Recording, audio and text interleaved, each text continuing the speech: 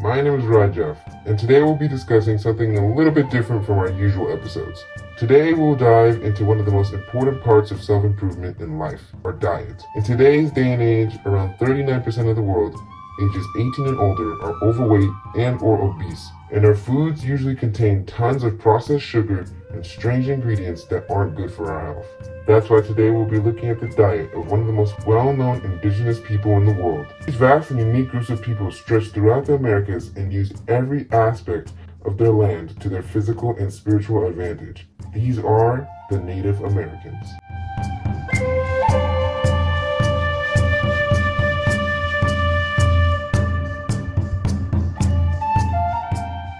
The Native Americans reached all sorts of different environments and lands, but the diets of tribes in one region could be very different from those in another. That's why today we'll be looking at the general diet that was consistent between most indigenous Americans. To start, one of the key parts of the native diet was seeds, corns, beans, squash, fruits, and other natural grown foods in the area. In fact, corns, beans, and squash were called the Three Sisters by many of the Iroquois and Cherokee native tribes. This was because when corn, beans, and squash grew in the same place, they helped each other grow by providing nutrients and fertilization to each other. On top of this, the Three Sisters provided enough nutrition for a balanced diet for the natives. Many native tribes ate seeds and plant-based foods that came straight from the soil that was untouched by man before colonization, meaning the foods that they ate were pure, natural, and didn't include any of the extra chemicals we put in our foods today.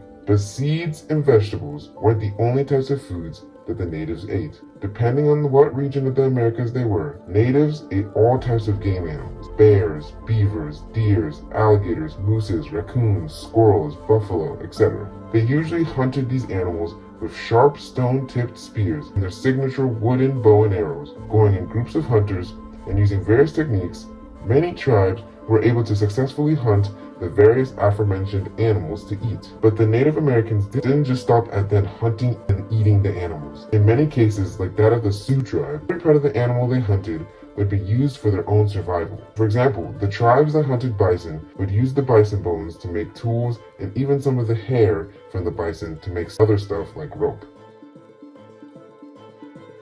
Almost every aspect of the Native American diet was healthy. But most importantly, it was natural and full of important nutrients that contributed to their success. To start, the wild plants, seeds, and vegetables that the natives were eating had a lot of roughage in it. According to the Merriam-Webster and other sources, roughage is the mostly indigestible portion of foods like veggies, whole grains, and legumes that help with eliminating waste from the intestine and by extension, helping with your overall gut health. This roughage is also known as dietary fiber. These foods are not only good for your gut, but they also help with the good management of your weight and lowering the risk of heart disease, diabetes, and even some cancers. So a large consumption of this roughage already puts the Native Americans at a healthy advantage. But on top of this, the game animals that the Native Americans consumed were also really good for overall health. The animals that the natives ate were free in the wild and eaten purely what is God-given on the land.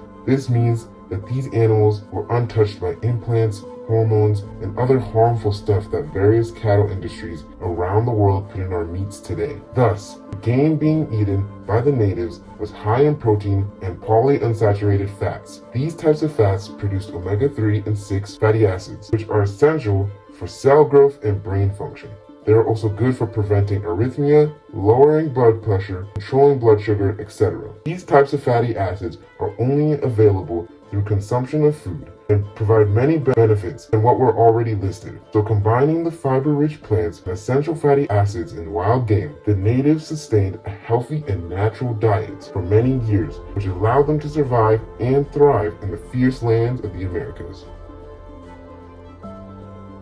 Eating healthy is something that many of us struggle with today. It is a factor of self-improvement that many people overlook. And when I say this, I don't just mean eating at a calorie deficit or bulking depending on your body size. What I mean is that many people overlook what they are consuming and only focus on how much they eat. Many of the foods today contain substances that most likely aren't good for our bodies in the long run. Things like seed oils, potassium bromate, and chemical compounds like red 40 and yellow 6 are all things that can stunt your growth and negatively affect our hormones in the long run. The natives, for the most part, lived a life without worrying about looking at the ingredients of their food because their food was pure and natural.